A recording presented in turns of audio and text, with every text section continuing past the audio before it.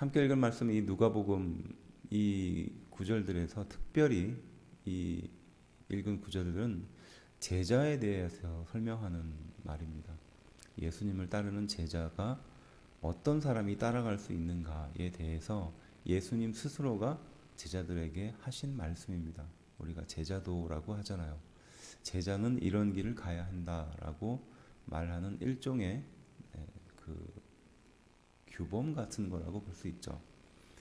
우리의 예를 든다면 우리가 만일에 성도고 제자의 길을 가야 된다라고 한다면 몇 가지를 꼽을 수 있겠죠.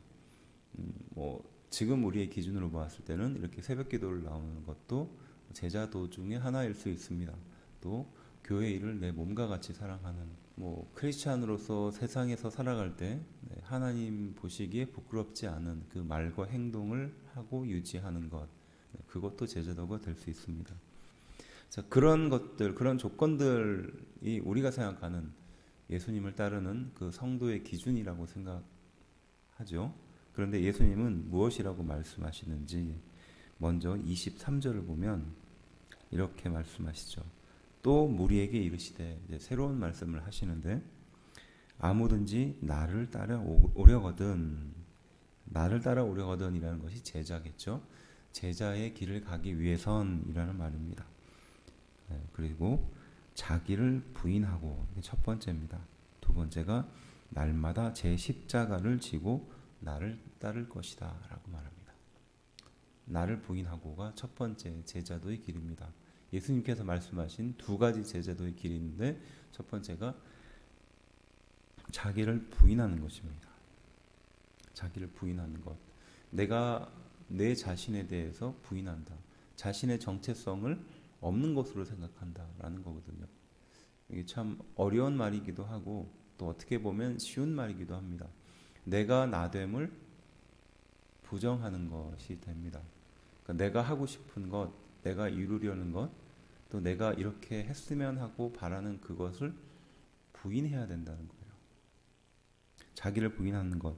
그래서 더 쉽게 말하면 나의 주인이 내가 되지 않는 것을 말하는 겁니다.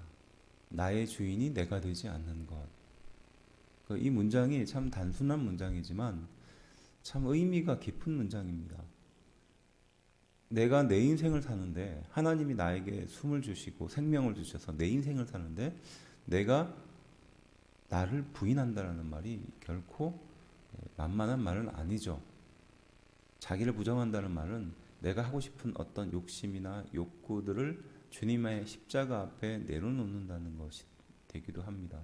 또 앞서 말했듯이 포기하는 거죠. 편하려고 하는 마음, 남들과 같으려고 하는 마음, 아니면 남들보다 조금 더 나으려고 하는 마음을 포기하는 겁니다.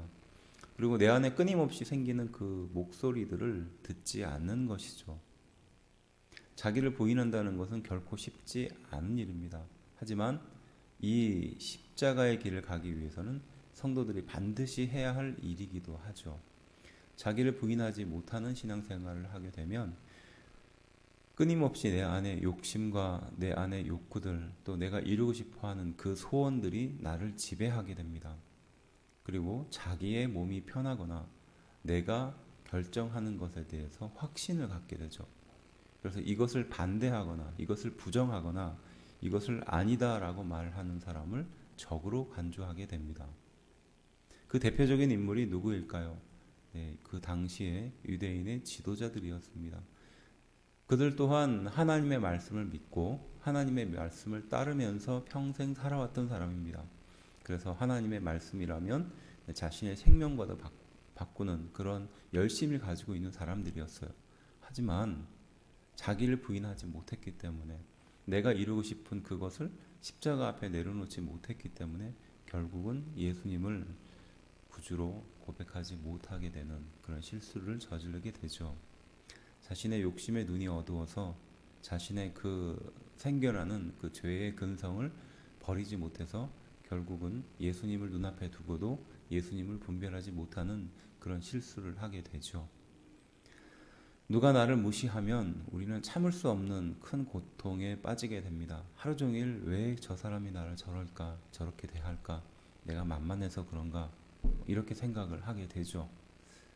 근데 자기를 부인하는 인생은 그 사람이 나를 부인하기 이전에 왜 하나님이 저 인생을, 저 사람을 나에게 붙여주셨을까를 먼저 고민하게 되는 것입니다.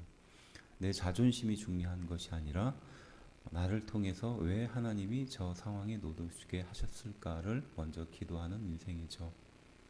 내 이름이 높여지고 내 이름이 사람들에게 인정받기보다는 하나님이 왜 나에게 이런 상황을 주셨을까를 먼저 고민하고 기도하는 사람입니다. 자기를 부인하는 것이 결코 쉽지 않으나 어찌 보면 가장 쉬운 일이기도 합니다. 나의 습관을 따라서 나를 유지해왔던 그 모든 것들을 내려놓으면 되는 거니까요. 결국은 내려놓지 못하기 때문에 우리 인생이 힘들고 어려운 것이다 라는 겁니다. 내가 이루고 싶은 그 어떤 것들이 크지만 그것을 내려놓는 그 과정이 결국 우리의 신앙생활이라는 것입니다. 그래서 신앙의 연수가 쌓이면 쌓일수록 내가 내려놓는 것이 훨씬 더 많아야 될 줄로 믿습니다. 그런데 신앙의 연수가 쌓이는데 내려놓는 것이 갈수록 없어져요. 더 욕심이 많아집니다. 더 짜증이 늘죠. 그래서 나이가 많으신 분들이 짜증이 많이 늘어나는 이유는 그것 때문일 것 같아요. 자신의 원대로 되지 않기 때문에. 그렇지 않은가요? 자기를 부인하는 것은 결국 그 길이라는 거죠. 하나님이 나에게 주셨다라는 것이 사실은 내 것이 아니라 하나님의 것을 인정하는 과정이기도 하는 겁니다. 그리고 날마다 제 십자가를 져야 한다라고 말하는데요. 날마다 제 십자가를 진다. 자신에게 사명이 있다는 걸 먼저 알아야 하겠죠. 내 사명이 무엇인가를 알아야 하는 겁니다. 내가 만일에 내 인생의 목적이 집의 평수를 늘리기 위해서 하나님이 내 인생을 주셨다면 우리 모두는 부동산에 올인하며 돈 버는 것에 최선을 다해서 거기에 인생의 최고의 가치를 두면 되죠. 그래서 하나님이 천국에서 너는 몇 평에 살았냐, 너는 어느 지역에 살았냐에 따라서 줄을 세우시면 굉장히 쉬울 겁니다. 그렇겠죠? 그런데 우리 인생이 그렇게 평가받는 게 아니잖아요. 만일에 그랬다면 그렇게 복잡하지 않습니다. 근데 우리 인생이 결국 그렇게 평가받는 인생이 아니거든요. 그러한 것들은 소위 말해서 축복 중에 하나일 뿐입니다. 그래서 물론 사람의 마음에 욕심이라는 것이 항상 있고 조금 더 잘 살려고 하는 마음이 있고 그러다 보니까 생겨나는 일이지만 하나님을 내가 소유하고 그 하나님이 나와 함께하는 것이 기쁨이다라는 기쁨을 저울 한쪽에다 올려놓고 그다음에 내가 새로 집을 옮겼는데 그 집이 더 큰 집이고 더 좋은 집이다. 그 집을 통해서 얻어지는 기쁨을 반대쪽에 올려놨을 때 저울이 어느 쪽으로 기우느냐 이렇게 물어보면 참 누구도 자유롭지는 못합니다. 결국 자기의 사명을 안다라는 것은 인생의 방향을 바꾸는 것 같아요. 가령 내가 사람을 가르치는 것 거기에 하나님이 사명을 주셨다 하면은 거기에 의미를 두고 인생이 바뀌게 되는 거죠. 그래서 보면 저는 우리나라가 특별히 다른 나라와 다르게 유력하고 좋다라고 생각하는 게 사람이 머리가 똑똑하고 또 지혜롭고 공부 잘하는 사람들이 어디를 가느냐를 보면은 알 수가 있죠. 우리나라 사람들은 대체적으로 좀 똑똑한 사람들, 공부 잘하는 사람이 1순위가 뭐죠? 선생님이잖아요. 되게 그렇죠. 선생님이 되고 싶어하는 마음이 있어요. 사람을 가르치는 그러한 일을 하고 싶어하는 그 마음들이 있어요. 그게 얼마나 귀하고 감사한 일입니까? 근데 외국 같은 경우에는 똑똑하고 공부를 잘하면 뭘 하고 싶어 하겠느냐고요. 돈을 많이 벌거나 혹은 사업을 하거나 뭐 이런 쪽에 관심을 갖거든요. 가치가 다른 겁니다. 그래서 생각해 보면 그 똑똑한 머리와 그 열심을 가지고 다른 일을 했었다면 훨씬 더 돈을 많이 벌 수도 있었을 거예요. 그런데 가르치는 것에 내가 다른 사람에게 본이 되는 그 일에 일생을 전념하고 일생을 다 바칠 수 있으면 좋겠다라는 마음을 갖는 건 소중한 건 겁니다. 그렇지 않습니까? 또 우리 또한 그런 선생님들에게 예의를 표시하죠. 뭐 요즘 아무래도 예전 같지 않다고 하지만 그래도 내 자식을 가르치는 그 선생님들을 소중하게 여기는 그 생각이 있습니다.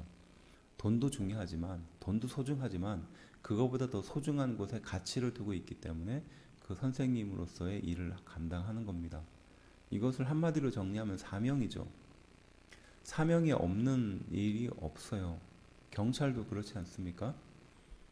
자기 몸을 그 위험한 상황에 노출시킨다는 것은 사명이 아니고서는 안 될 일이잖아요. 법관들도 그렇죠. 공정한 어떤 법의 잣대를 본인이 행동으로서 보여줘야 하는데 사명이 아니고서는 잘 안 되죠. 그러니까 어떤 대표적인 직업들을 이야기를 했지만 결국 우리도 그런 사명이 없으면 안 된다는 것을 말하는 겁니다. 이 사명이 자기 십자가잖아요. 예수님께서 나에게 주시는 십자가입니다. 뭐 어머니가 아들을 보면서 네가 내 십자가다 뭐 이렇게 말하는 그거 아니고 정말 십자가잖아요. 하나님이 나에게 지어주신 십자가입니다. 그거 메고 평생을 가야 하는 그걸 말하는 겁니다. 교회도 십자가죠. 교회도 사명이 있는 곳입니다. 각자의 교회들이 사명이 있어요. 저는 그래서 그 교회가 예수님께서 주셨던 그 사명에 집중하면 자연스럽게 모든 것이 소위 요즘 사람들이 말하는 부흥이라는 길을 가게 된다고 저는 믿습니다. 그러니까 그 사명이 뭔지를 찾는 것이 먼저죠. 결국 우리 인생이 하나님께서 만들어주시고 이끌어주신 그 길을 가는데 사명이 무엇인가 그것을 따라서 달라진다는 거예요. 어떤 사람은 내 가족을 변화시키는 것, 내 가족의 남편을 혹은 내 자녀를 변화시키는 것을 사명으로 주셨을 수도 있습니다. 또 일평생 내 친척들이나 내 어머니와 내 아버지를 변화시키는 것에 사명을 둘 수도 있습니다. 또 어떤 사람은 직장을 통해서 아니면 어떤 그 사람과의 관계를 통해서 환경을 통해서 그 사명을 주셨을 수도 있습니다. 또 어떤 사람은 선교가 될 수도 있고 또 어떤 사람은 교회를 섬기고 기도하는 쪽에 사명을 주셨을 수도 있습니다. 이런 각자 기타 여러 가지 상황들과 그 사명들을 우리가 잘 깨달을 때 우리 인생의 가치도 달라지는 거죠. 거기에 매진하면서 살아가는 것이 우리 성도들의 길이라는 겁니다. 짧은 구절이지만 아무든지 나를 따라오려거든 첫 번째 자기를 부인해야 된다고 하죠. 내가 나됨을 내려놓는 겁니다. 내 주인이 내가 아니라 예수님이라는 것을 인정하며 매일매일 나를 죽이며 살아가는 그런 인생이고요. 두 번째는 날마다 자기 십자가를 져야 한다고 말합니다. 매일 죽는 일이죠. 나에게 주시는 사명을 깨닫는 일입니다. 나의 가치를 찾는 일이에요. 그래서 그 두 가지를 붙들고 예수님을 따라가야 한다라고 예수님은 우리에게 교훈하고 있는 줄로 믿습니다. 제 목숨을 잃으면 구원을 얻게 될 것이라 말합니다. 또 자기를 잃든지 빼앗기면 그게 무슨 유익이냐라고 말합니다. 그리고 내 말을 부끄러워하면 나도 너희를 부끄러워하겠다라고 말씀하시죠. 제자의 길을 가는 것은 쉽지 않으나 사명을 깨닫게 되면 그 길을 가게 됩니다. 그리고 내가 있는 그 모든 것들을 내려놓으면 갈 수 있게 됩니다. 결국 그 인생이 행복한 인생인 줄로 믿습니다. 사명을 깨닫지 못하는 인생은요, 내 자신의 나를 부인하지 못하는 인생은 그저 그러한 인생으로 맞춰지게 될 겁니다. 하지만 감사한 것은 하나님께서 우리에게 이것을 알려주시고 그 길을 가도록 했다라는 것이죠. 우리가 이렇게 기도할 수 있는 것, 또 예배를 드릴 수 있는 것, 또 하나님의 은혜 속에 살 수 있는 것은 정말로 하나님께서 우리에게 주신 놀라운 기회입니다. 이 귀한 기회가 되는 하루를 하나님의 뜻대로 은혜대로 또 하나님의 손을 붙잡고 나아가는 우리가 되기를 주의 이름으로 축원합니다. 기도합시다.